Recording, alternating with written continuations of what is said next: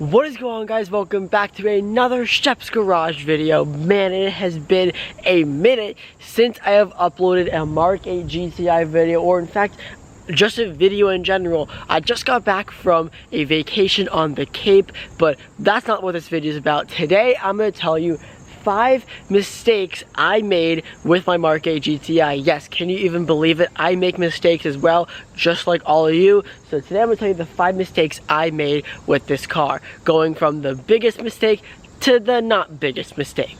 Let's get straight into this video. But first, if you're new to the channel, this is the first time seeing my face on your screen, don't forget to please click that subscribe button down below for more awesome Mark 8 GTI videos or any normal car content on this channel. I'm trying to do some different car content lately, but judging by all those views lately, you guys really do like the Mark 8 GTI video, so we're back with a Mark 8 GTI video as by popular demand. But if you want Mark 8 GTI content or other car content, this is the channel you have been looking for. Anyways, without further ado, let's get right into the 5 mistakes I made. Now, if you can believe it, after owning this Mark 8 GTI for almost 2 years at this point, there are some mistakes that I have made with this car. Some of those mistakes which are correctable, but in this video I'm going to tell you the 5 mistakes I made, and hopefully my mistakes that I made can help you guys prevent mistakes from ruining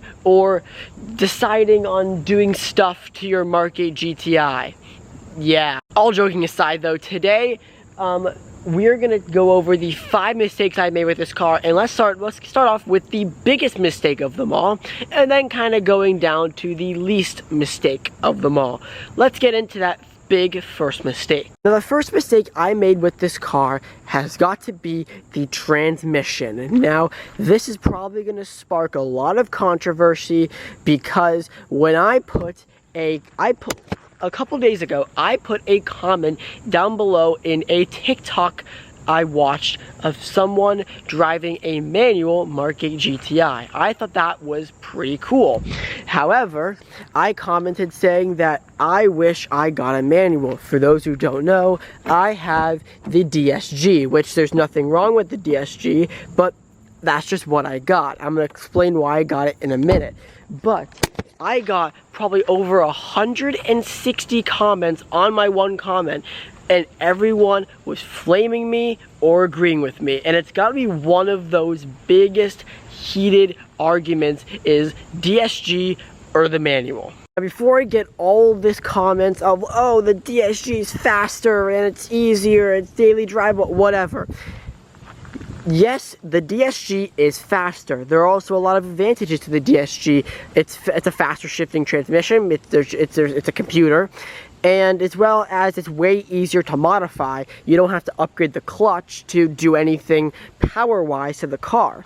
However, there are also some downsides to the DSG as well. First of all, is that it is boring. Now, the reason why I got a DSG is because that I didn't actually want a DSG. I was looking for a manual Mark 8 GTI. That was my preference. I want a manual Mark 8 GTI in any color but blue or black with the leather interior. That was my preference when buying this car. And at the time of around October, November 2022 or 2021, when these cars arrived in Massachusetts, this dealer got theirs really early, and at the time COVID was happening and there were chip shortages, and I just didn't know how many they were going to get, and I wanted one ASAP just in case for whatever reason I would be stuck out and won't be able to get one for a while. So that led me to 2 options: buy the DSG car now, or because I was going to get my license in the matter of a couple weeks, wait to find a manual, risk waiting to find a manual, and then if I couldn't find one, having to wait to get a car. And I just was not up for that risk at the time. Cars were in such high demand, new cars were so hard to find, and I just had to get what I could find at the time. The upside to that whole situation is that I got my Mark 8 GTI like 3 months in advance compared to everybody else without ordering. Just worked out that way. But obviously the downside is that I got a DSG. Now, I'm not complaining. If you own a DSG, it's an amazing transmission. I have really grown and loved the DSG. The DSG farts when you shift up with the paddles. I drive with the paddles all the time. It's a great fast shifting transmission, but at the end of the day, it's a GTI. It's a sports car. It's a entry-level sports car, I guess. You know, I really preferred not to have 2 pedals and would have 3 and to have a bunch of fun with the car, but I'm not complaining. It's just a mistake that I made, but guaranteed I do want to own a manual car at some point in the future. So guaranteed either after this car or some point in the future I will own a manual car, whether that is a Mark 8 GTI or a Golf R or whatever it is. I want to own a manual car. So there's that. So that is the first mistake I made with this car. Now let's get into the next 3 mistakes, which have to do with modifications I've done to this car. Now, I want to start off with the biggest mistake in terms of modifications, and that is the paint. Now, when I bought this car, I bought it the silver color because I wanted either a light colored color so it didn't show all the damage, the scratches, the whatever. And you know, when it comes to that, when it comes to paint and keeping the paint in good condition, I am a nerd when it comes to that. I want to have my car scratch free, dent free. You know, I want to keep this paint looking mint, and that's what I have been doing. There has not been a scratch or anything, even though I do live somewhat in a city. I mean, I've taken really good care of this car. Sure, there are a couple of, you know, small little bruises here and there. For example, there's one down here. This is where, if you can barely even see that, this is where a day after I had the car, I ran over a branch. So there's that, but it's fixed, so it's fine. It was a very small branch, if you're curious, and I buffed it out as best I could. But anyways, one way to protect the paint is getting paint protection film and ceramic coating.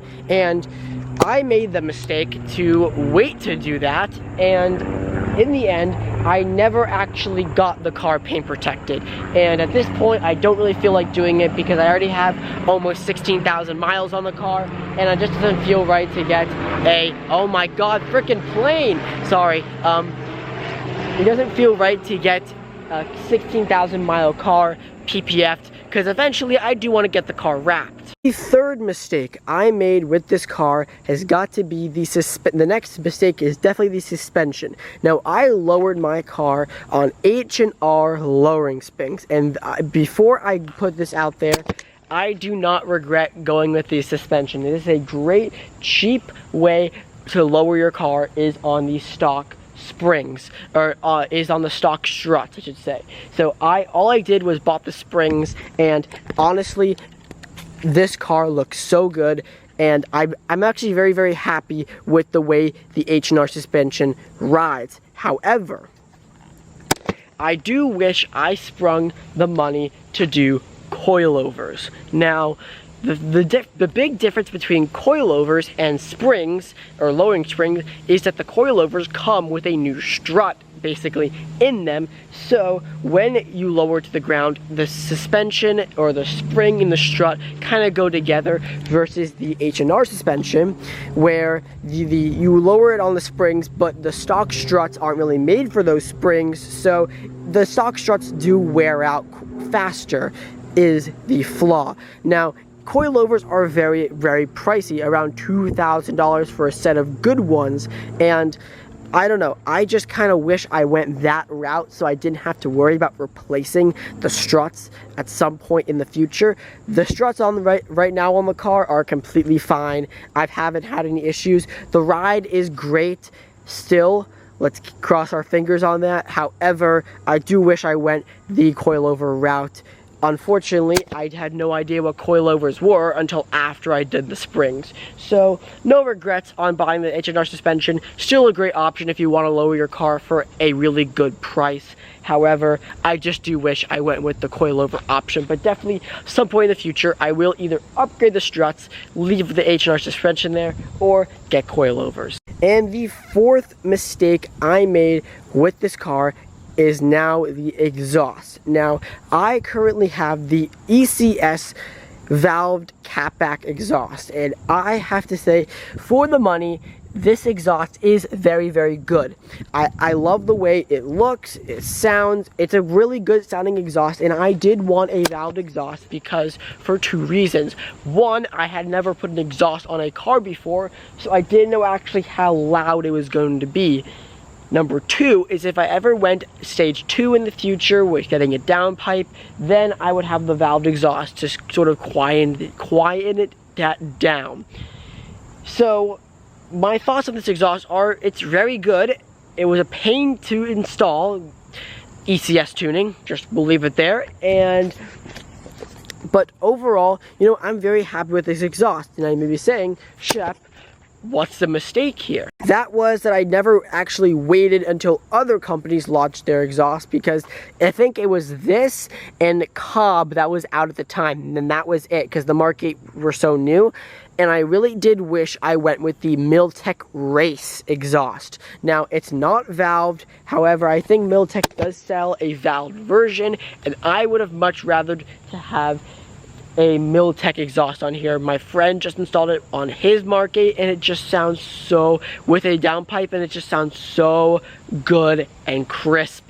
So maybe I don't feel like switching exhaust right now. That's a bit of a pain, because especially after the wiring for the valves for this. But overall, you know, it's a great sounding exhaust. I just sort of wish I waited for the Miltech exhausts to come out, because those so far have sounded amazing. The final mistake I made with this car, the fifth and final one, is the intake. And if you would even call this a mistake, I don't even know if you would, but I just wish I went with a different one. This is the New Speed high flow plus turbo inlet intake, and you know, it looks really good. However, I've seen a lot of other people go with APR now, because APR just released their intake, and it looks and it goes into the intercooler, and it sounds so much better than this intake. And I just kind of wish I went with an intake that went into the intercooler. So not that big of a deal. I'm still very happy with this intake. Maybe in the future I'll go and get an intake that goes into here, because one of the big downsides with having an open intake like this is when it rains, you just kind of have to be careful you don't waterlog your engine, because this is basically fully exposed and open.